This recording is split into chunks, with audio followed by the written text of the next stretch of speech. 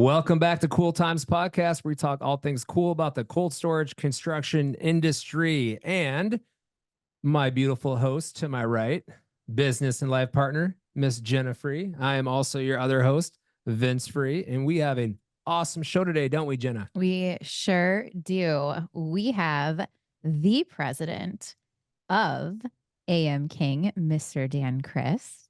He is overseeing the firm's business and development, design and operations, including project management, personnel supervision, and client partnerships, which means he's a very, very busy man. And he has taken time today to talk to us. So for the past 20 years at AM King, Dan has established the company's national reputation for excellence in the design build market among companies in food processing, cold storage and distribution, and industrial manufacturing industries. He holds his degree in building construction management from Purdue University, and he steers recruiting efforts at AM King and enjoys encouraging new hires to grow, develop, and become leaders. Mr. Dan Crist, a very busy man. Dan, to our show. Well, thank you for having me. Yeah, I'm so busy. I told you guys I got all afternoon open for y'all, so I must not be that busy. I love that. And you got a title behind your name now, Mr. President. Yeah. I don't know exactly what that means. I don't really know what that means. I just think our founder and former president, Brian King, just was ready for the CEO title. He wanted to be founder and CEO. So he's like, well, I got to name somebody president. So I guess it's going to be this guy. No. Congrats. Yeah, I was named president at the beginning of this year, and I joke about not knowing what it means, of course, but it's been an interesting first 8 months for sure. Exciting.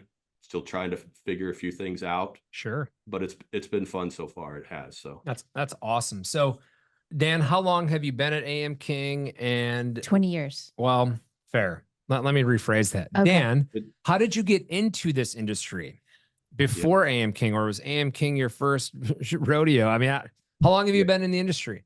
Yeah. So I graduated from Purdue, as Jenna said, in 99. So I spent my first 5 years with a large international general contracting firm. Sure. I knew pretty much in the first year or two that the big global corporate structure was probably not for me. Sure. And I was fortunate enough, I mentioned our founder and CEO, Brian King, but I was fortunate enough to work on a couple of his projects. He was also at my former company. Okay. And of course, he was several levels above me. He was like a senior vice president at the company at the time. And I was just a young entry-level guy. And he showed up in Indiana on my job site one day and said, hey, do you want to go to Michigan and do a food project for me? And I said, sure. So I did my first food job at my old company, but it was under Brian King. It was his account. It was his client. And then after we finished that up, I rolled on to the next one. And then one day I got a call from Brian and he said, hey, just a heads up, I resigned today. And I said, okay. Wow. Fantastic. Super good. He said, I'll be in contact, we'll talk. I'll be in touch. So a few months went by and Brian called me, and this was in 2004. And like I said, I was already thinking about, I probably don't want to keep doing what I'm doing. So Brian said, hey, I'd like to sit down and talk with you. I said, okay. So I met with Brian and he talked about his company that he had formed that year. And he said, hey, if you're interested, I'd like for you to come on and be my first project manager. In fact, be my first employee. Whoa. So there were 3 partners in the company that when Brian started it, and I was actually their first employee. And so awesome. I was in my mid-20s, no wife, no kids, no dog, not even a cat, nothing. And I was just U-hauling it from job site to job site for like 5 years. Sure. And I loved it. Like, I didn't have a home. It was the next project and I loved it. Yeah. So I thought, not real risky for me to make this jump. Still early in my career. Hey, if it doesn't work out, I'll figure it out. But to be honest with you, it never really even crossed my mind that it wouldn't work out. I mean, by that point, I'd worked under Brian for a couple years, couple projects. I had complete faith in him, trust in him. I knew whatever he was planning on doing, I wanted to be a part of. Yeah. And so I resigned my position. It was basically 5 years to the day. I resigned and I came on board with Brian. And he said, great. I think we've got a project. I said, great. I Awesome. think we have a project. I think, and we did have a project. We got a project, and he said, okay, we'll go build it. Fortunately, the superintendent that was working on the food projects with me under Brian, he was employee number 2. So we kind of came as a team. We had been working together for a long time. He had 40 plus years of experience. He'd kind of taken me under his wing. I was traveling job to job with him. Best superintendent I've ever met. One of my mentors. He and Brian, probably I contribute most of my success to. So he had a little bit more to lose being at where he was in his career. And he said, listen, Dan, if you go work for Brian, I'll go work for Brian too. Let's just go do this. I said, okay, let's do it. And so we did. We ended up in Chicago area doing AM King's first project together. Wow. And that was 2004. So we are actually, this is our 20th anniversary this year. We're year 20. Congratulations. Congrats, man. Thanks. And it's flown by. Yeah. I don't know. I mean, 20 years is a long time. I guess I feel it makes me feel a little bit old, but it's seasoned. I've enjoyed every minute of it. So 20 years seems like it's been 4 or 5 years, to be honest with you, until I really sit back and look at the company and the growth and where we were in 2004 versus where we are today. Yeah. Wow. In 2004, I met with Brian. I accepted the position. I said, okay, where do we go from here? He goes, well, I guess you got to go to Best Buy or somewhere and get yourself a laptop. I said, okay. Where do we go from here? Get a laptop. Go find it. He goes, head up to Chicago, start this job, find a hotel, eventually find yourself a permanent place to live and get yourself a laptop on the way there, type of thing. I said, okay, let's do it. And I loved it. I mean, that was awesome. It was a great feeling. And then, I got started and I'd call Brian and say, so Brian, I need, where can I find like a fax cover sheet or an AM King, memo? Sure. Like he's like, just make one. I don't know. He basically said, we've got a company and here's our logo. It was now you're the marketing director from scratch. Obviously, Brian had spent many months setting the company up. Yes. But as far as like having a project and getting prepared for that project, I was coming from a multi-billion-dollar a year global company to it was me and Brian. I was calling the owner of the company, asking him like what I should use for a fax cover sheet. I just what's my email signature supposed to look like? I did. I probably was like, well, do I have email? He probably had me call somebody and get email set up. I don't remember. I remember when I first showed up in Chicago on the first job, I was on Earthlink. I was like, well, what am I using? How do I get online? Well, just an Earthlink account, right? Yeah, I remember that. I don't know how that job ever got done, but it did. It went really well. And luckily for me back then, I was probably too young, naive, dumb, whatever, inexperienced to know how big of a deal that was. Huge deal. That first project, and it was a sizable project for a new company. It was a $17-18 million job. Dang. I don't think I understood the magnitude of it at that time, but looking back, I'm like, God, I'm glad that one went pretty well. Yeah. You need them to go well. That might have been the only project AM King ever did. Yep. You need the first one to go well. It did. We put together a great team. We went up there. And I guess, as they say, the rest is history. The rest is history. Yeah. And back in the day, it was hard to do work. I mean, when I graduated college and I got in the industry in 2005, I would have to drive from cold storage warehouse to food processing company. And I would be calling on all these people and trying to peddle cold storage and high-speed doors. And with a MapQuest, they didn't have cell phones with Google Map or navigation. Steve Jobs maps on the iPhone. Dude, I had Google, I had what was the name of that? MapQuest. It was MapQuest. Yeah. MapQuest, yeah. And you just printed it out. I MapQuested my appointment 1 through 10 for the week, but in that order because you need directions from that place to that place. So if a client moved, calls on me hey, my 3rd appointment is now my 7th appointment, it messed everything up. I didn't know how to get then from that place from appointment 7 to appointment 3 anymore. Right. Dude, it was wild. Yeah, it was. And the funny thing is, it's, that was only 20 years ago. I know. 20 years isn't that long.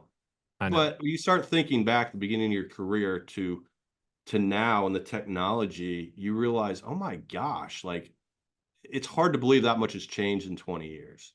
Yes. I want to talk technology here in a little bit, but first I want to ask you, AM King is known for its design build approach. Can you walk us through in the audience here the advantages of this method, specifically in the context of cold storage construction? Yeah. Well, as you know, we've got in-house design. So in our Charlotte office on the first floor is our design group. So we do all the architectural and electrical design in-house. Wow. We've got a team of about 12 designers. And, we tell potential clients day one, listen, if we're going to design it, we're going to build it. And if we're going to build it, we're going to design it. So, Sure. over the years, we've had to have some tough conversations with prospective clients who come to us and say, well, I just want you to design this now, and then I'm going to bid it out for construction. And we say, thanks, but that's just not our business model. That's not how we're set up. Right. Yeah. And the number of resources we have, like we need our designers designing stuff we're going to build. Exactly. We've never offered just design as its own service. And same with construction. They'll come to us, potential clients, and say, well, I've already started designing my facility. I want to bid it out to a couple contractors. Are you interested? And we'll politely say thanks, but no thanks, because we didn't design it. And Sure, we could do it. I mean, there's nothing really stopping us from doing that. It's just not our business model, the way we're set up and what we've done for 20 years. right. So, clients come to us, whether potential or existing clients, they usually come to us and say, hey, we need some help. We need to figure out, we're growing and we need to figure out how to keep up. We need to figure out, we don't know how much space we need, but we need more space. We don't know if we should do greenfield or if we should expand our current facility or retrofit our existing. A lot of those clients come to us and they're looking at us to be the experts and say, hey, help us figure this out. So we can bring in our design team and our construction team at day one. Yeah. And because you don't have design working in a vacuum with the owner and then issuing documents and then the construction group saying, this isn't going to work. We can't build it this way. We got our operations guys involved day one. So they're walking through with the owner and our design team as to, constructability wise, budget wise, schedule wise. We're looking at all aspects of the whole project. So, I mean, for sure, we're really here to help clients figure out what they need to do and to help solve their problems. Yeah. I mean, that's they're a huge in the value food world, add. they manufacture food or they distribute food. Like they're not construction people. They're not designers. Of course, they have experience and they have ideas, which we listen to and we incorporate, but they're looking to us to just take care of it. And those are the clients we get that do the design build. Is they have a day job, but they've been tasked with delivering something, and they're looking at us saying, I just need somebody who can do this for us and can do it. Our right. specialty is produce. We don't know how to build this. Right. That's where you come in, right? Right. 100%. And having the in-house design, it's just seamless. It's the collaboration that takes place, the time and real effort and hard work. You're not going to like this, Vince, because you're a subcontractor. So you guys, very labor intensive what you do. But all of our real heavy lifting, honestly, is up front. And that can be so much longer than the construction project. I mean, we may do an 18-month construction project, but it took us 3 years to get to start it, because we start out with an owner and start going down that road and looking at options and what they can do, what they can't do, budgeting, schedule, everything. And before you know it, that's the thing in the design build world. It's not a, hey, the design's done, bid it out. Oh, I'm the low GC. I got the job. Oh, I got to mobilize next week. The job's ready to go. It's a long road. It's a process. To get to putting a shovel in the ground. Absolutely. And that's why our operations guys, I mean, they can be involved with this project and this client for 2 or 3 years, even longer. So by the time it gets to construction, and I don't want to say that construction is easy or it's not important, but those guys know the client so well, they know the design so well and the details. It makes building it so much easier because they're so prepared for it and they've been a part of it every step of the way. Sure. And are you guys doing site selection? We are. So we offer site selection. It's really the full circle. So we offer site selection. We'll have clients call us and say, hey, we need a new facility. And we'll ask, so tell me a little bit about what you think you need and where do you need it? And they'll say, we don't know. Or they'll say, we need it on the East Coast.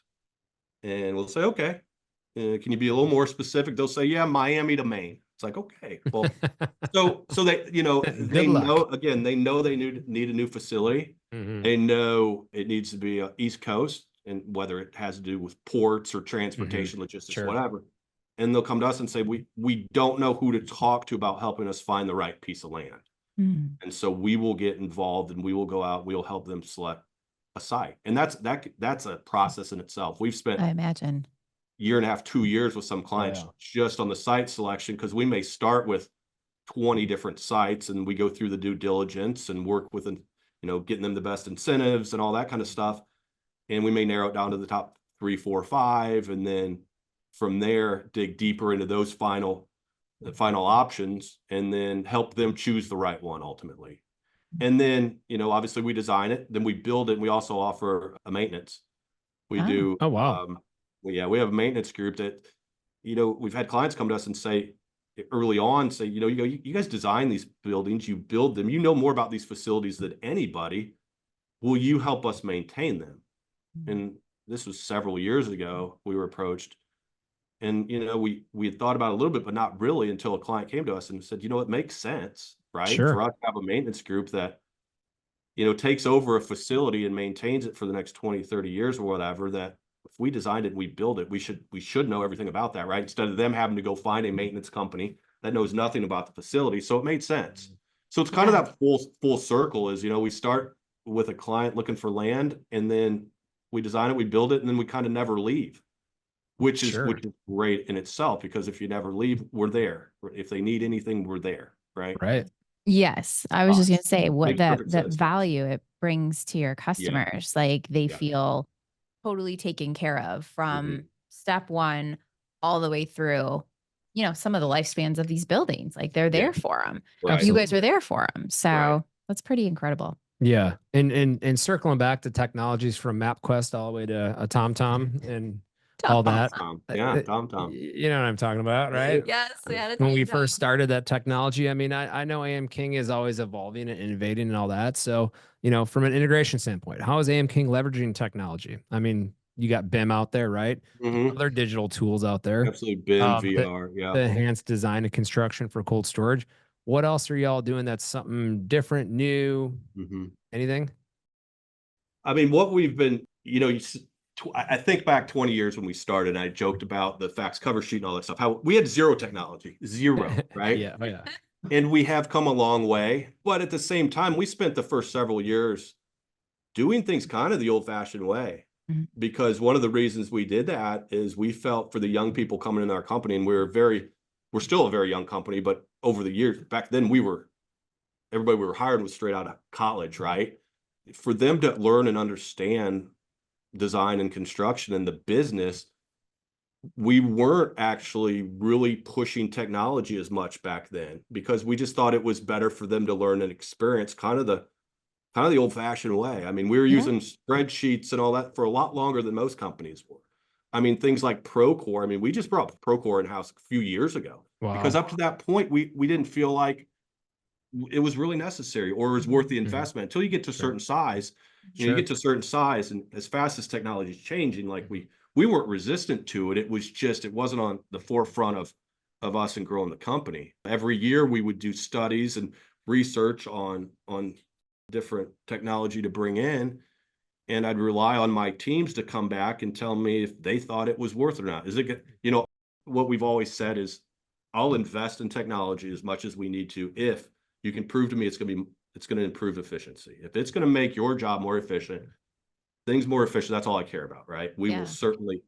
But on the design side, the designers, they're kind of in their own little world as far as technology goes. I mean, they're doing things downstairs that I don't even understand what they're doing. I'm a construction guy, and I go down there, and they're talking in BIM terms and clash and all this and VR, and I'm just like, okay, cool. Is it making your job easier, more efficient?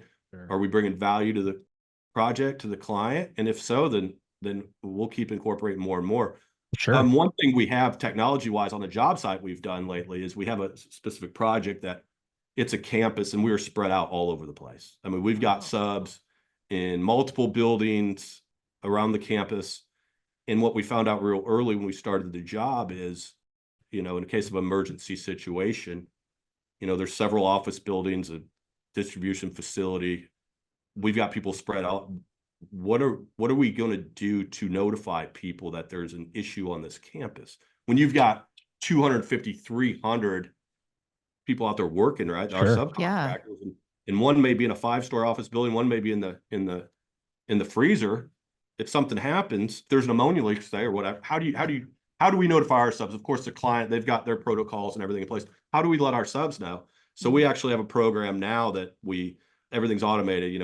When someone, Vince, if you showed up on our job with 12 people on your crew, we'd get all their information. They'd go through the train, everything, and then if we needed to notify them or something, they'd get an automate, they'd get something sent to each of their cell phones telling them, you know, what's going on, where the rally, you know, the rally point is, things like that. And up to that point, you know, we look back, we're like, wow, we've had other jobs in the past, we could have utilized this, but it's smart. They're great because it's an existing facility, so the client may have over 1,000 of their own people on that property. Oh, and we God, yeah. 250, 300 people.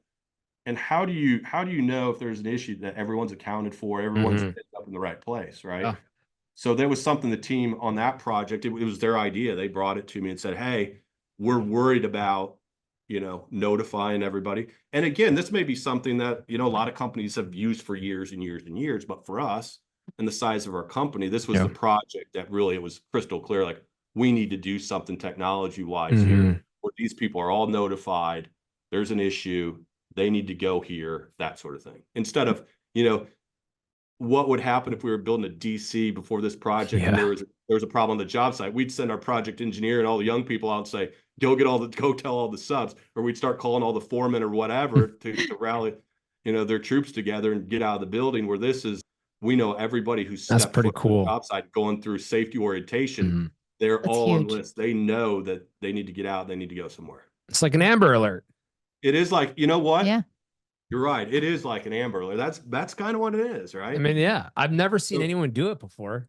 No, I've never even heard of it. That's a great idea. Website, but it makes so much sense, especially for the size. Like think about the size of some of these college campuses today. Like they're massive. So how do you learn? You can make an announcement for everyone. That's just not feasible. Yeah. And Vince, when you first brought up technology, we have a technology committee in the company.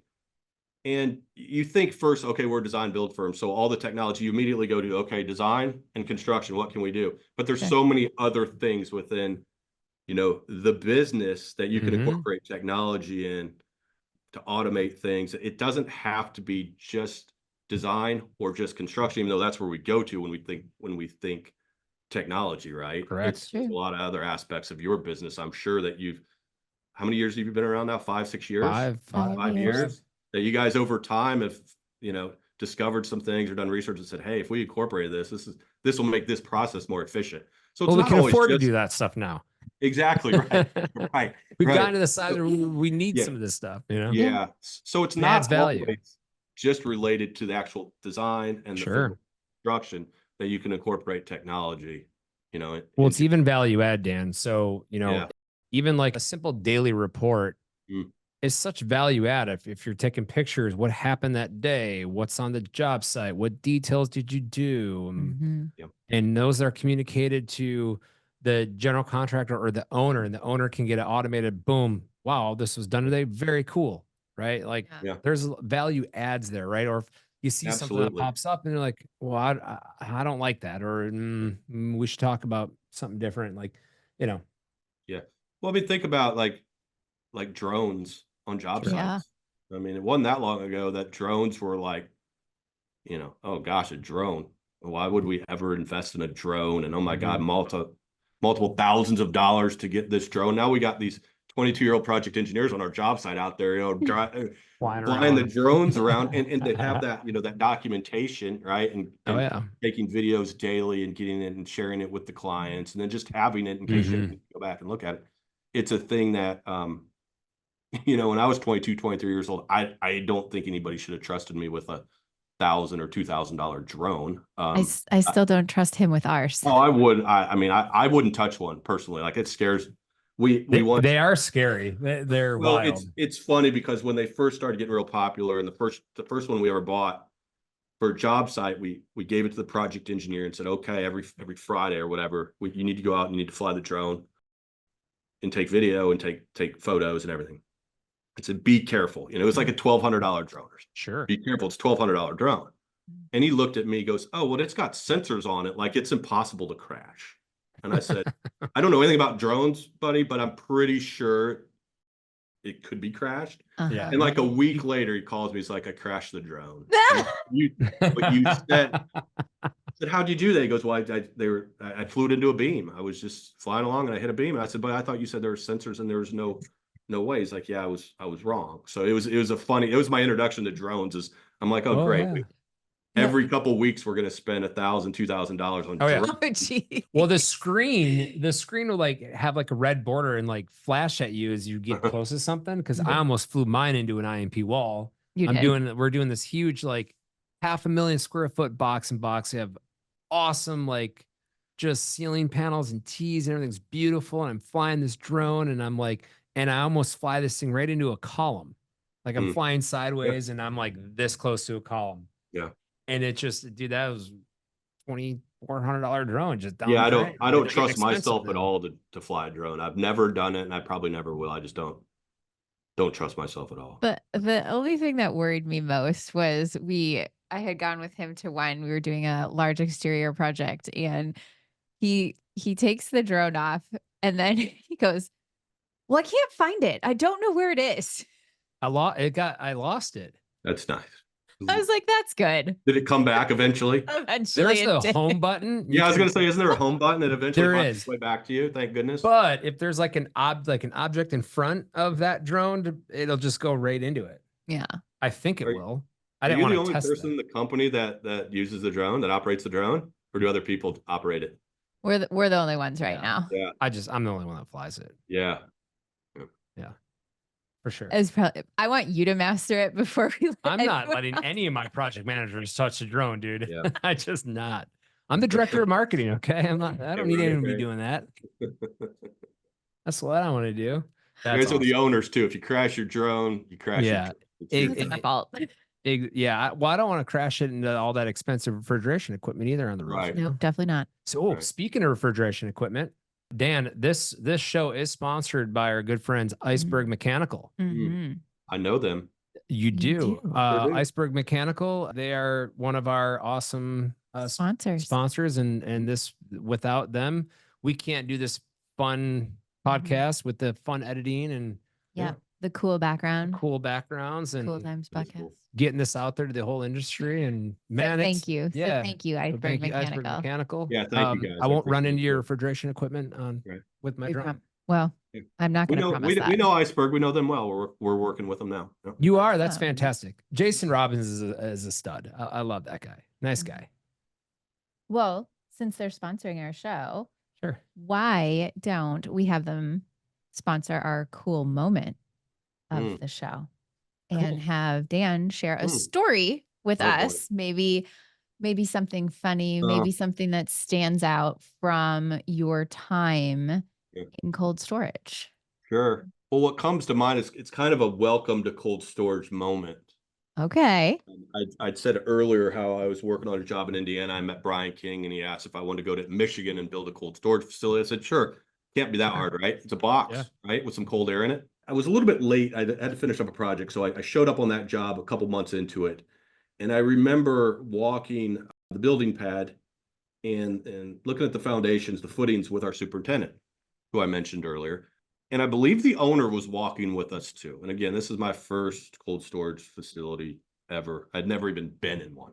When I heard cooler freezer, I was thinking like something like a little room, like a 10 by 12 walk-in freezer, right? Not a whole build, not an entire building. A restaurant walk-in cooler. Like a restaurant walk-in cooler. I mean, yes. Because for people who haven't been in one or worked in one or doesn't know somebody who's been like, it was hard. Why would they know it? Yeah. I mean, why would they think anything else? So we were walking around on the building pad and my superintendent looks at me and he said, those thermal blocks are on the way, right? Because I mean, steel was coming in a couple of weeks. He's like, thermal.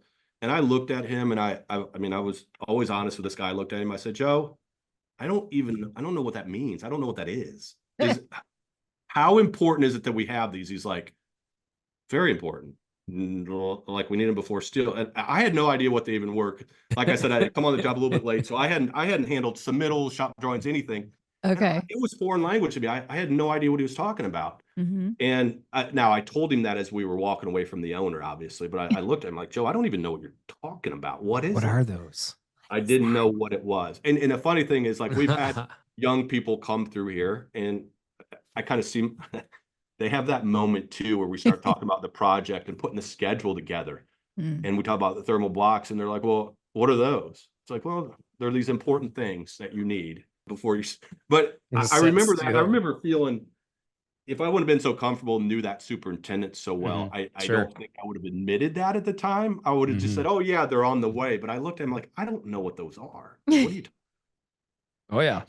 So Yep. found out real quick what they were. I think I probably my lack of action probably delayed that project a couple weeks if I had to guess. But that was my kind of welcome to cold storage moment of, Oh these man. buildings are a lot more sophisticated, detailed, and complicated than I have even thought about. And that's what, it's, oh, we're going to go build a 500,000 square foot box in Michigan. Cool. That shouldn't be too hard. And then you start doing one for the first time and you realize, oh my God, I have no idea what I'm doing here. This isn't a dry box. No, It's not. definitely not. Dude, that's It's funny. definitely not. That's And, funny. and if you don't do it right the first time, good luck. Ugh. Tell Well, me about it. I mean, So- speaking of it being different and challenges on projects, I mean, you probably faced a lot of them. Because cold storage presents unique challenges, right? Mhm. So compared to other types of construction, like you mentioned, what are some of the most significant challenges thus far you have faced? Yeah. And how does AM King overcome them? I mean, for me, it really starts with the design. If you start with a designer that has never done a cold storage building before, you're going to be in a lot of trouble. Yeah. And that's why, when Brian started the company 20 years ago with the goal of having in-house design, it was so we could train those people that is basically not all they do, but it's 80-90% of what we do design-wise is cold storage. Figuring out those details, getting those details right. It's so much more complicated than anyone would think. They're like, Yeah. oh, it's just a refrigerated box. How hard can it be? You throw up some insulated metal panels, you get some industrial refrigeration in there. Anyone can do it. Those details, one detail that's not right can give It's a you a big headache problem. for That'll years. haunt you for a long time. It'll haunt you. It'll possibly never go away, and it'll cost you and your sub a lot of money to get it right. And you got owners looking at you saying, you sold yourself as a cold storage expert. Why do I have frost balls? Yeah. What is all this ice for? And What what's is all that this ice frost for, ribbon? What right? is this All thermal ribbon you need? Yeah. So, I mean, for me, it's just the way that we're set up on the design side is to be able to work with our designers and our construction group day one of design, because our designers, they know how to design cold storage, but there's unique situations on every one of these jobs. And that's what part of makes these projects fun to do is everyone is different. You can't say, well, these 5 freezers are all the same. They're not. No carbon There's copies. Yeah. conditions that are special. And you start thinking and talking talking about the thermal envelope all the time, and people that aren't familiar, either they understand what you're talking about or they need to go somewhere else, because if they look at you like, what do you mean thermal envelope? It's like, well, honestly, it's about the only thing that really matters in building these facilities. We can fix a lot of things pretty quickly, but if that thermal envelope is not designed right and you don't have the right subs doing the install, right superintendent overseeing the install, and the coordination between trades. I mean, as you guys know, your IMP guy may be great. Your roofer may have never seen a freezer before. Good luck, right? I mean, it's getting the right people, the right subs. You got to get it right. That's everything, man. Subs are everything. Subs are everything, and it's we all know each other now. We know all the Everybody roofers. We know all the concrete guys, right? You got Fricks. You got Fricks Absolutely. rolling into town, and like, we know what Fricks needs. And I mean, Besides the red carpet, man, Brett, we got you. That's value right there. When we talk about doing work for clients, and we bid every trade out, and we sit down with them, and we recommend who they should use. It's based on price. It's based on schedule. It's based off history. It's based off a lot of things. Sure. But at the end of the day, we cannot, as a design builder, compromise when it comes to what subs we bring on to build a perishable space. If they want us to take the low, cheap local guy to do, I don't know, footings at the office portion, fine. What we can't compromise on is what we're going to do and the team we're putting together for that perishable space.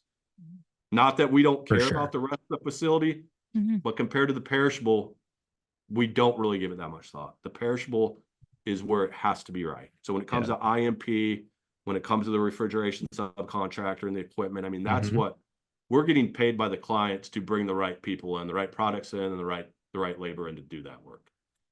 Absolutely. Do you have a project that stands out to you that, like, maybe where things weren't going the way they should have gone. Maybe we didn't have the right combination of people working there. Like, how do you overcome that? Like, how did you guys work with that situation to end up? I mean, you guys have been in business for 20 years, so you keep your word. You do what you say you're going to do. How did you guys get through something like that? Because I'm sure there's one or two. Not at AM King, never. It's never happened in 20 years. Never one time. No, you're right. I think, but being in year 20, we've learned so much about how to pre-qualify subcontractors, how to get the right ones on board. Absolutely. We've had jobs in the past where, trade has started and we thought, wow, we're really going to have to watch everything they do. Like they can get it done. They've got the manpower. They've done this before, but boy, they aren't a sub that we can just trust and let them go. Right. It makes our job just so much harder. It causes a lot of stress for our field team. I mean, when you've got 30 plus subcontractors on a job and your superintendent, his people need to spend, half their time on one or two subs, that makes it very stressful. At the end of the day, it's probably going to cost us time and it's going to cost us money, right? I mean, there's going to be problems. Honestly say, and I'm proud to say, like we run into that very rarely now, being in this industry for as long as we have, we haven't had to like put a sub in. We put one subcontractor in default in 20 years, actually formal default, right? Yeah. And it so happened to be an IMP contractor. And that contractor didn't even make it to the job site and we had to put him in default. So, but other than that, I mean, our pre-qualification process has always been really good. We know what we're building is the trades we're bringing in are very specialized. We know, and as you know, all over the country, I mean, we're building all over the country, usually in areas that aren't heavily populated, right? Kind of out in the middle of nowhere. And there's always local options, but our pre-qualification process really assures that we only get the right people. Oh, I know. We've been through it. We've been through it. I know it. We know it. Yeah. But you guys made the cut. Not everybody has. We made it. But you also, I mean, it really, you got to think about the client too. It's getting back to the trust, the relationship. Absolutely. Of course. They've got to allow us to do that. If trust you to make that decision, got to trust us to bring in the right people. And if, there's lower numbers out there, which let's be honest, there's always lower numbers. There's always a lower number. Then we're not your guys. I mean, we're not, we need to be allowed to go out, put a really good design together, put a really good plan to execute this thing together and be able to bring on board the right people. And we are very fortunate. We have a lot of clients that understand that. And in the food industry, most clients we run across do understand that because just how unique every project is or their process is, they, for the most part, get it. That, hey, don't screw it up, right? Our clients know who Freeze is, right? Our clients know who Fricks is and those types of people. Like they know who can do this and who can't. But once in a while you run into one that, they may ask us to look at other options or local options or cheaper options. And Vince, you've probably heard this before, but I mean, we say no more than we say yes. Yes. Opportunities. And I'm sure you guys do too. You have to. Not in the begining. Well, in the beginning, Vince, we were building car dealerships in the beginning. So I mean, I feel you. Nothing against car dealerships. It was a related to the family, so that's one of the reasons. But at the same time, I get it. Like it's those first few years, like you gotta have projects. Yeah, you gotta say yes to things that today you'd say no to. Yeah, for sure. That's how you get in trouble. I know. So that's why that's how you learn. A lot of companies get in trouble during good times because they can't say no. And there's, as you know, there's so many opportunities out there and have been for the last several years. Yeah. You're going to get in trouble if you say yes to too much. Yeah. Well, the market is interesting. And like you said, we've had some great times these past 2-3 years, right? Where do you forecast the market in 2025 and for the next 5 years? Well, I think what I'm seeing, you've got the big clients. They're always building. Right. Yep. Regardless of who the president is, right? If it's an election year or not, or what interest rates are, things like that. Like they've got a plan, they're moving forward. Yeah. Maybe they'll slow down a little bit or time things differently. And then you've got the smaller clients that, they may build one facility or one expansion every 10 or 20 years. they're the ones that we're seeing now are kind of waiting and seeing. And I don't Okay. even know if that's a good term, waiting and seeing. It's more of a, hey, we've been thinking about this project for 5 years. We're probably going to wait another 6 months to see how 24 ends with the election and get into 25, see what happens. Interest rates, Yeah. Things like cost to that. borrow money. But fortunately for us, most of our repeat clients they have a plan and they're moving forward. Yeah. And quite frankly, I mean, a lot of them don't even worry about interest rates. It's not even part of the equation. That, they're funding it themselves. They've got Funding the it cash themselves, funded. got the They don't cash. need to Yeah. worry about financing. It's just like if you went and you're going to go buy a house with cash, you don't really care what the interest rate is if that's what you're going to do. Yeah. So, the next 5 years, I think in the food industry, all of us that are planted in it and have experience and also have good reputation, like as people say, everybody needs to eat. You need to eat, right? Yeah, of And course. not to say that things are going to be great forever in the food industry, but we found out in 08, 09, 2010, when, man, the world was coming to an end. We certainly didn't have record-breaking years, but we didn't have to lay off anybody because of the recession. Wow. We had enough work. That's awesome. It was all in the food world. Now, projects got smaller, right? Sure. But it was enough to get us through. So it's hard to say what's going to happen in the next 5 years or so, but I don't, I'm hearing from peers of mine that don't work in the food industry, just the last couple months, I've seen a significant change, and they may be multifamily builders or they may be commercial office buildings, whatever. But I was just at a conference last week and they were talking about, man, like we're worried about our 25 backlog. And I'm thinking, our backlog's looking pretty good. Like I can't complain, right? Yeah, of course. Yeah. They're definitely seeing it more than us. I think things are going to continue to maybe not be as good as they've been, but I think companies are going to keep moving forward. Yeah. I mean, I think they will in the food industry. But I don't know. I think you have to be even more selective than you have been with who you're going to do work for.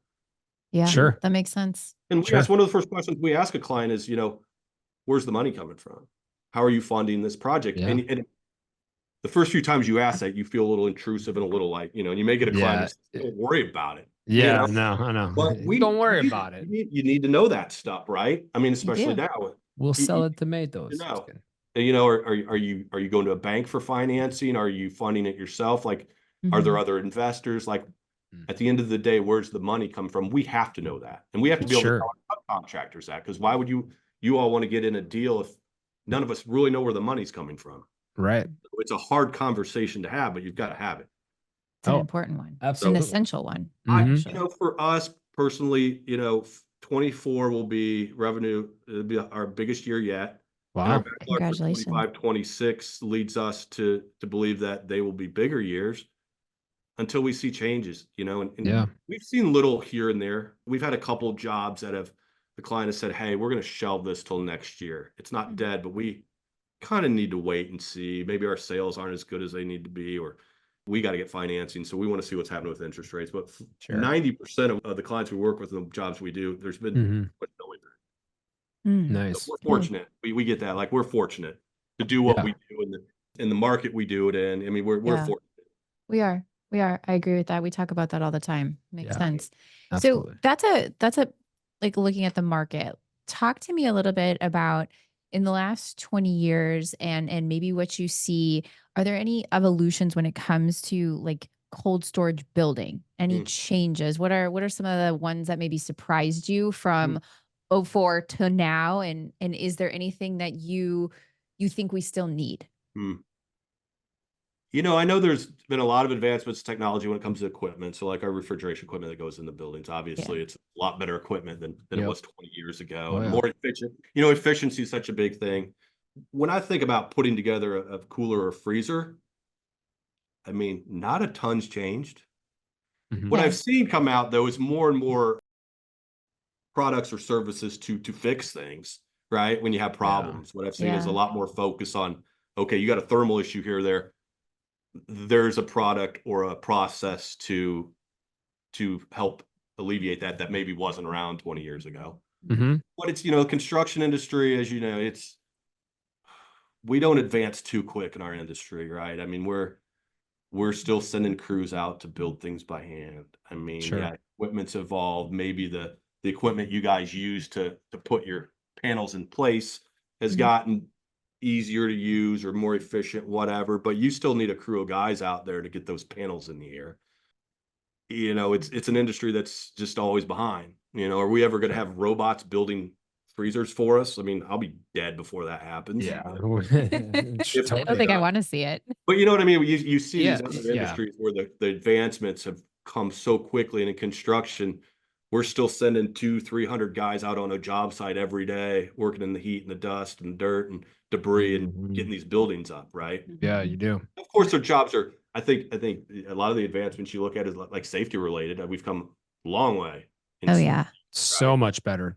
So much better, so much more focus on safety, which in turn helps, you know, your crews do their job more efficiently. Oh, yeah. Working on a nice, clean, safe job site, you're going to get in and get out better than if you show up to one that's just a train wreck.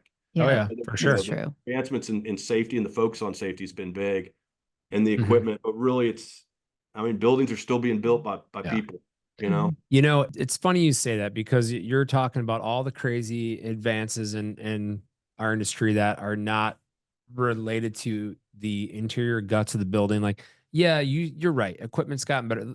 The forklifts have gotten taller, faster, smarter with sensors and eyeballs and, you know, all those things, right? But I remember when I got into the industry, I saw the biggest technology advances in doors, like cold storage doors per se. I mean, back in the day, your Butcher Boys, your ED doors, your Hercules, whatever, the big old hard panel clunky doors with the chain drives and the limit switches. And then all of a sudden, like when I entered the space, that was kind of when Rytech and Right Height were kind of duking it out for, hey, we're going to get rid of these bifold doors and we have a roll-up door for a freezer, but it's not insulated. We got infrared lights on top, right? That could melt this snow from 20 feet in the air. And it just costs so much money from an electrical standpoint to insulated high-speed doors that are moving 120 inches a second. And all this advancement in door technology from 05, 06 to it's almost been about the same since. I haven't seen anything crazy come out that's like, man, this is the next wave of doors. Yeah. And I don't even know what that would be. Yeah.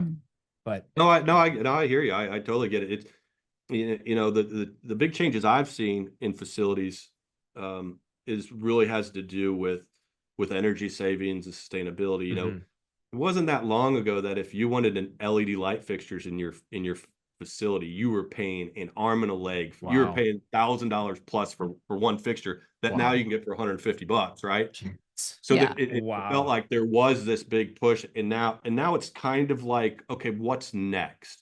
You know, if I walk into a facility I built 20 years ago and I walk into one we just finished, I'm talking about a perishable space, what am I going to see that's going to jump out at me and say, well, that's a lot different and a lot better? You're right. Maybe the doors, lighting, you know, the refrigeration equipment they're more efficient with VFDs and things like that. But you're not going to walk through a facility and be like, I mean, it's going to be old, grungy, and dirty probably. But other than that, you're not going to be like, oh, wow, they really used to, you know, build these things differently. But dude, they got racking now that moves. Yeah. Right? The Like racking, that flex space racking. Yeah, what's going in? That racking's moving. Yeah, what's going in the facility now when we're done building it, you see a lot more technology there for sure. Yeah. That's interesting too. Made me think of that.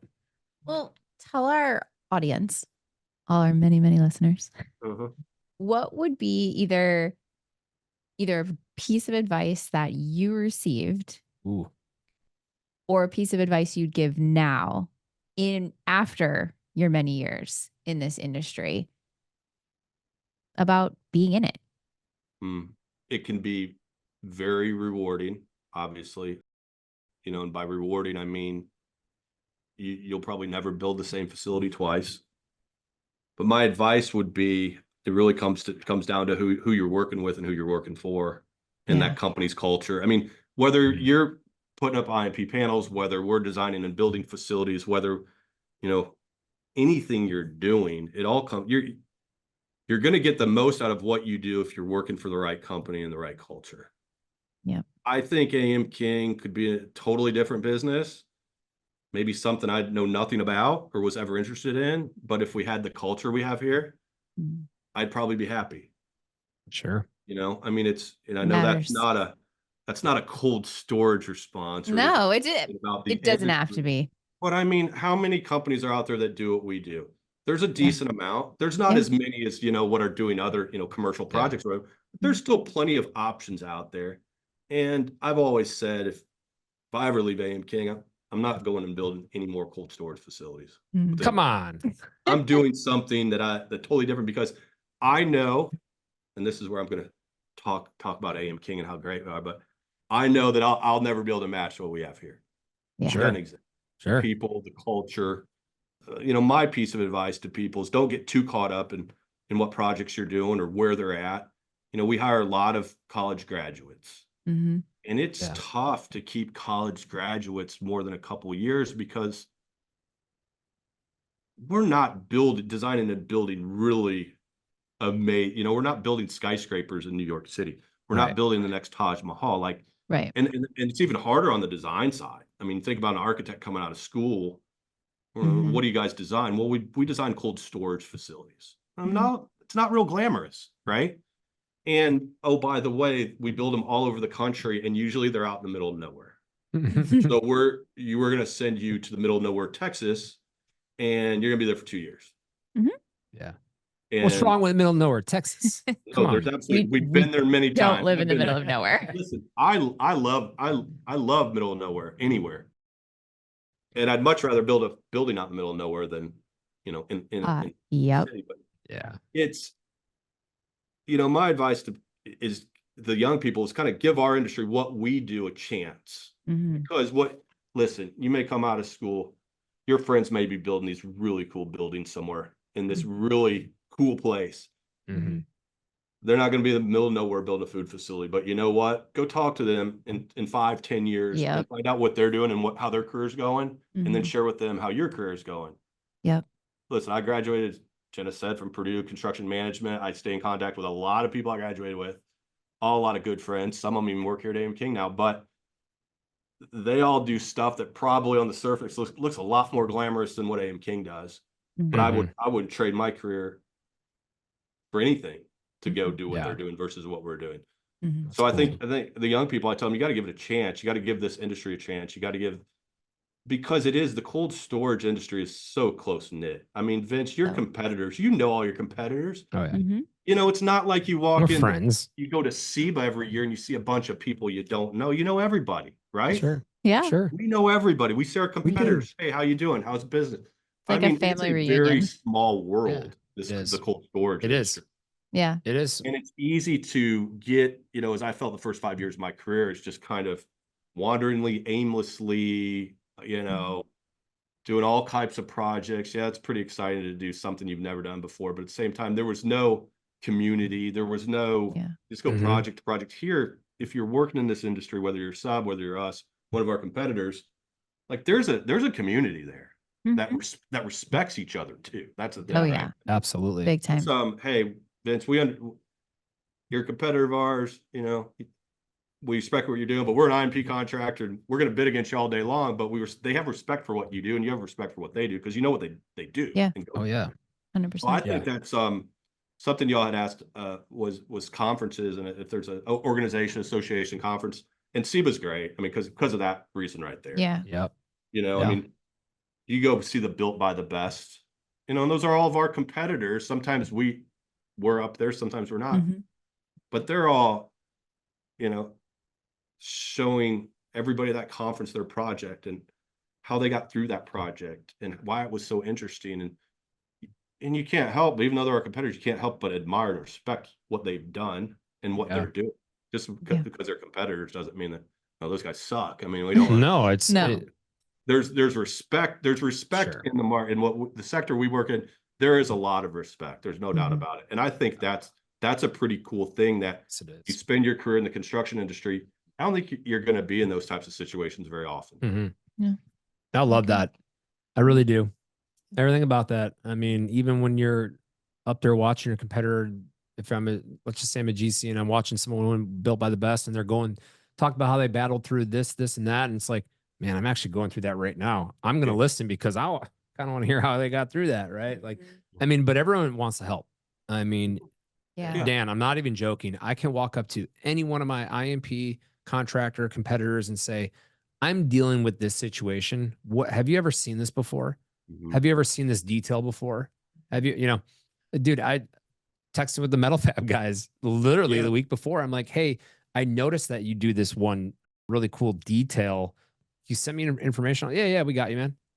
Yeah. Like, dude, like we're homies. Like we want to help each other out. I think that's speaks volumes to our community. Yeah. And we're blessed to be in this industry. We're blessed to have the community we have, and we're blessed to have the mentors we've had throughout our career. And absolutely. The mentors are a big one. And speaking of mentors, I think, you have good mentor or mentors. I have too, as you know. Yeah. That goes a really long way. I mean, that if you have mentors in the industry, they're probably the reason why you're still in the industry for whatever reason, I mean, and I was going to ask you about your mentor or got discouraged or whatever. I mean, they helped you get to where you are today. And those people, they stay involved in this community that we're talking about too, right? I mean, they're around, people know them. They want to continue to make it better and to contribute, and we need them. Yeah, absolutely. What your mentor, Joe, what was the best advice he's given you that's just stuck with you to this day? Yeah, if you knew Joe, I probably couldn't. I mean, there's a whole lot I can repeat. I know Joe. Here. I mean, I don't. Is it the same Joe I know? No, different Joe. Oh, different Joe. Fortunately, the Joe I'm talking about is no longer with us. He's passed. Okay. He's passed. But yeah, you have another Joe. Yeah, you know that Joe. I know that Joe. Yeah. That's a lot tamer Joe than the one I'm talking about. But I think he wants. Boy, I got a lot of zingers that he said to me over the years. I would say that one of the things he told me is, there's only so much you have when you leave this earth, and one of them is your reputation. So remember that, right? I mean, that's what people are going to remember you for. Whether you had a good reputation or a bad one. Was that guy a good guy, or was that guy just a jerk? Wow. That was one of them that always stuck with me. And more than that, he was more of he was who he was. Like, he was not going to change.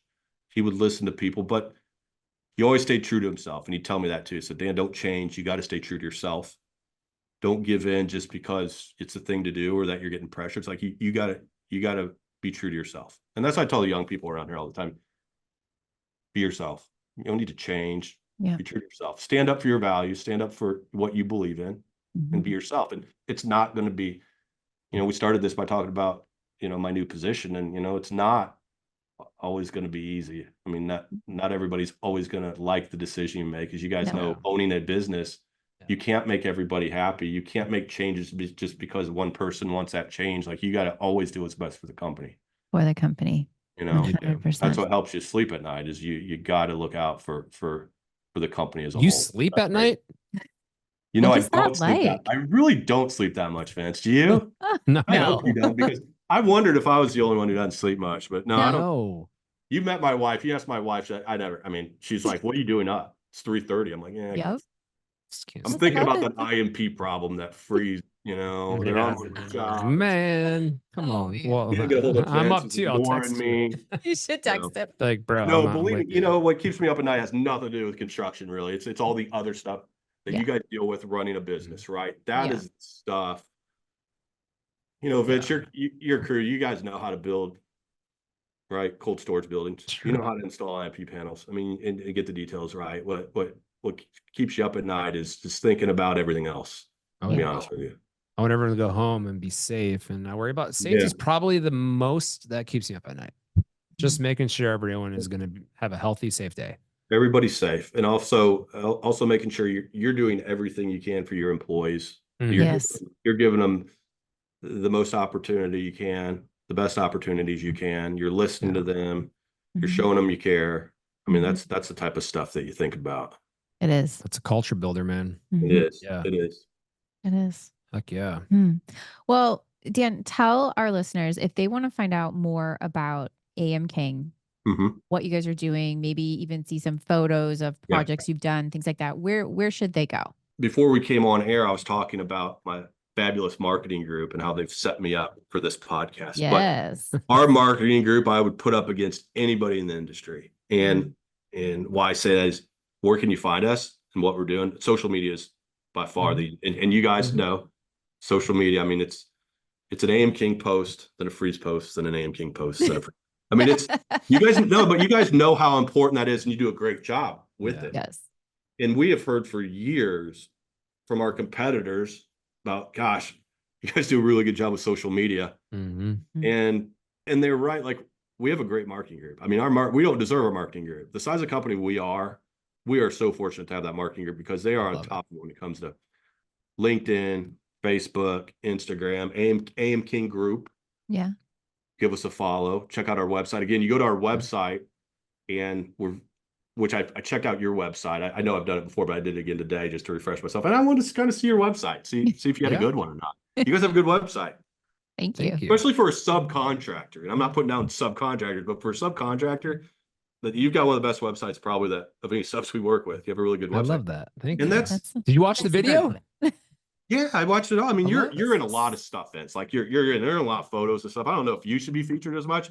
I would maybe. I try to take care of it. She's like, don't take pictures. I'm not sure you're the one that should be in the pictures. We see it.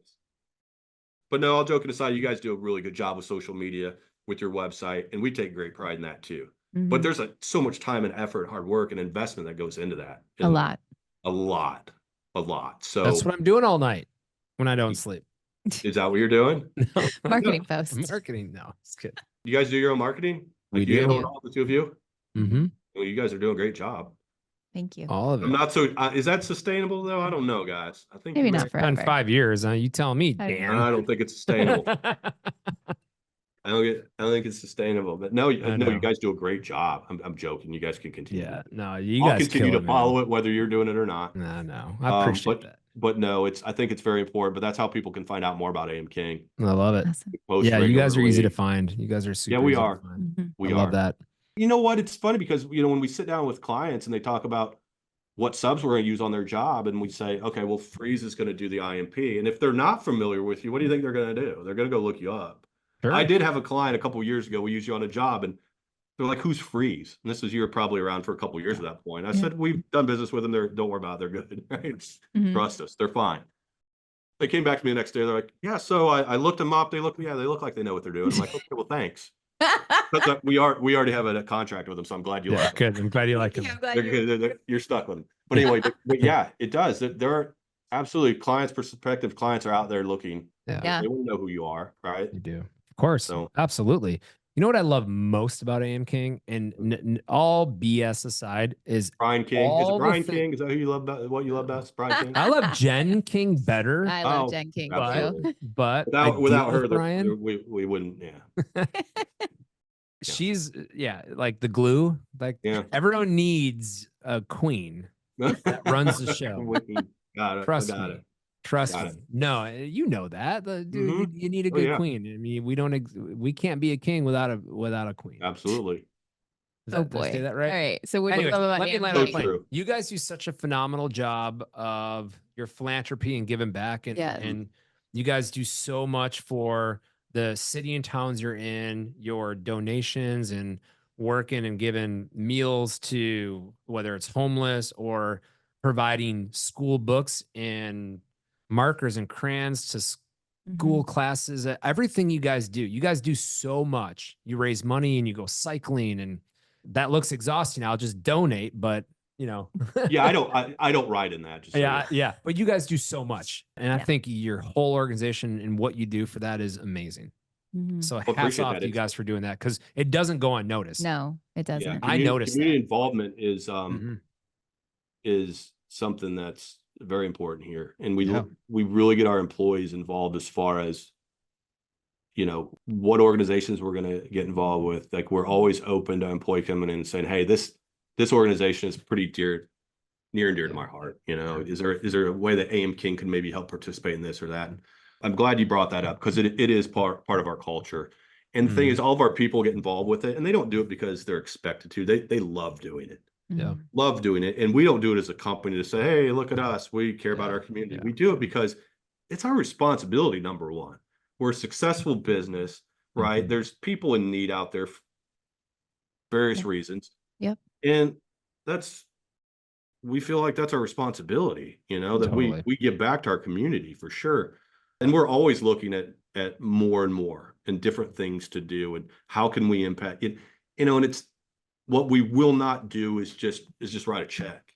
Yeah. You know, say here's $5,000 to go to your charity, thanks, and then use that on social media to talk about how we are involved with that. Like everything we do is hands-on. It is employees involved. We're going to show up and we're going to do something. I mean, we had our company go last week to a school where 99% of the students are on the lunch plan. Their families can't afford lunch. It's a public school here in Charlotte.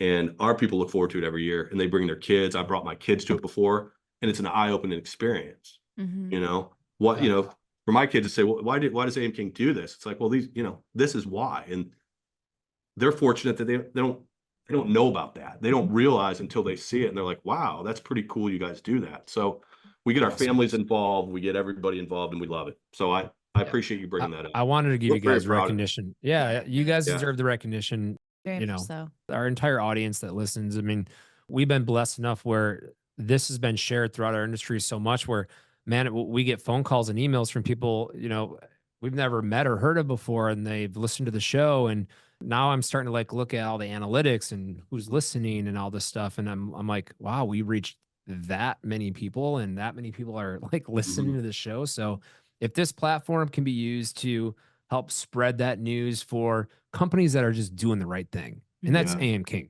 You guys are doing the right We thing. appreciate that. So we appreciate that. It means a lot to us. It means a lot to us. It comes through. It comes through. So good. Love that. And what you guys Now, doing. without all that, okay, all sappy stuff aside, man, I do want to get to our this and that question segment with you. Cool. Rapid round questions. What is this? You rapid fire? Rapid fire questions are cool. Rapid round. This or that questions. Okay. Sponsored by our friends at Iceberg Mechanical. Thank you, Iceberg Mechanical. Oh boy. I don't know that they're gonna want you to come up with they a don't jingle. want that. No jingle whatsoever. Here we go. You ready to go, Dan? I'm ready. Awesome. Startup culture or corporate environment? Startup. Yeah, I know. Obvious. Networking event or a quiet night in? Oh boy, Vince. I'd love to say networking event, but I love having a nice quiet night in because I know in our industry, the networking's going to be there. Yes. So whenever you get a chance to maybe just have a nice quiet night, I certainly can appreciate that. Leading a big group or you want a tight knit group? Tight knit group, no doubt. Love that. Personal mentor or learning by experience? Oh, that's a tough one. It is. Listen, everybody's got to have mentors. We've already talked about mentors, right? Yep. You have to have them. Yep. But boy, I love to learn by experience. I love to screw things up and learn from it. Yeah. I do. Yeah. I do. That's how I learned. Yes. Growing up as a child, my parents would always say that, you know, I'd go out and make a big mistake, and that's how I learned. Yeah. You know? Oh yeah. Yeah. Work-life balance or all in for the job? No, work life. Yeah. Good. Yeah. Good. Quick decisions or thorough analysis? Something I'm working on, Vince. Something I'm working on. I am a pretty emotional, hey, this is what we're doing guy, just by nature. Yep. And as my role has, you know, grown at AM King, I've had to work on that. And I believe I've made progress. Yeah. Quite a bit of progress. But yeah, I'm working on that, kind of sitting back. And it's funny because we have a group, I'm sorry, I'm getting off track here. That's okay. We have a senior group, our business unit leaders, who are our 4 leaders on the ops side, and then our 3 design leaders who lead the design side. And I have a meeting with them once a month. And I like to give them a podcast list to, or I'll select one of them to pick a podcast about leadership, or it can be about anything. Yeah. And the one I just had for them last week was talking about making decisions emotionally versus character driven versus emotional, and who are we? And a couple of them kept saying, is this directed towards me? I said, it's directed towards me, guys. Like, I'm sharing this podcast because I heard it, and I'm like, this is what I'm always working on, so I want to share it with you guys. But yes, I'm a pretty emotional, impulsive guy by nature, so it's taken a lot. And, you know, through maturity and growing up, I've gotten a lot better at it. But yeah, there'll always be a little bit. And what I always say is I'm not emotional, I'm passionate. You know, I'm passionate about what I do. Exactly. So when there's a decision, I like the pivot. I love making decisions, and I usually make them pretty quick, and I stick with them. Yeah. I like it. So this probably answers the question. Yeah. Are you a favorite book guy or a favorite podcast guy? Podcast, definitely. Yeah. Yeah. Face-to-face meetings or emails? No, face to face. Again, funny you brought that up because today I was having a conversation. This is ironic, but I'm serious about emails and how I've at times thought about limiting the number of emails people can send a day. Like I'll be like, you can only send 10 emails, so they better be important. I have been anti-email since email was invented because I'd so much rather like do this, what we're doing right here. Yeah, of course. Than like, be messaging each other or whatever through email. I just think the personal touch, I need that. I need to hear the voice. And for me, it comes back to that efficiency. Like trading emails all day long is not efficient. Writing an email that takes 30 minutes is not efficient. When Vince, I can call you up, we can work out a problem in 2 minutes. Yep. Or I can send you a 30-minute email and then you respond to and I respond. I mean, that's ridiculous. Mhm. I like email for transferring information and that's about it. Yeah. Fair Love enough. that. I like it. Are you a box guy or are you like a ground up project? Ground up in the middle of nowhere is what I want. Ground up, middle of nowhere. I mean, the box can, as you know, be a lot more complicated usually, right? I mean, they can be challenging usually. Process. Process. You've got existing operations going on. Sometimes if you're doing a retrofit, but out in the middle of nowhere in a field is where I'd much rather be. You're building shadows, Dan. I can't do that anymore, and I miss that. But that's great. Yeah, I know. Cold beer or cold drink? Oh, sometimes depends on my mood, but in general, I'd say cold beer. There you go. Are you beachside or poolside? Pool all day. Good boy. And Justin, this summer in North Carolina has been extremely long, hot, and dry, and it's been hot. Yeah, it's been hot in Texas. Hot. Any chance you get to be at a pool is fantastic. Yeah, true that. Justin Bieber or Justin Timberlake? Oh, Jesus. Neither.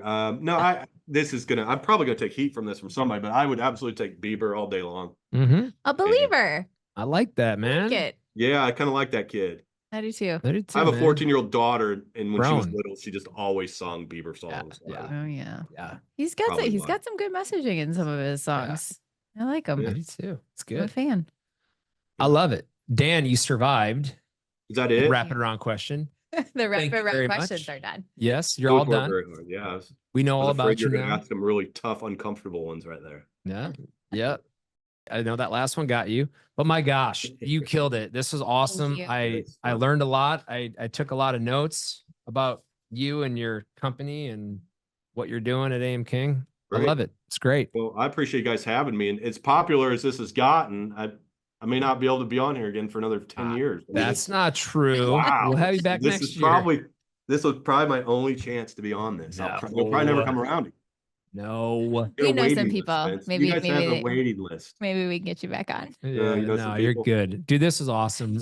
We appreciate you and everything you're doing at AM King, and even your giving back programs that you guys are doing. Amazing work. And for all our listeners, thank you very much. Iceberg Mechanical, thank you very much for sponsoring this segment. And you guys can find our work. Dude, they can watch this video of this podcast on YouTube. You can. Yeah. So we are on YouTube. Hit that red subscribe button. And then you can also listen to us on Apple Podcast and Spotify anytime you want. Rewind. Pause. Enjoy. Fast forward through us talking. Whatever you want. It's all good. And then our socials as well. Facebook, Instagram, Twitter, X, LinkedIn, all the goods. So Dan, you're the man. Thank you very much. And until next time, everybody, thank you for listening to Cool Times. Thanks, guys.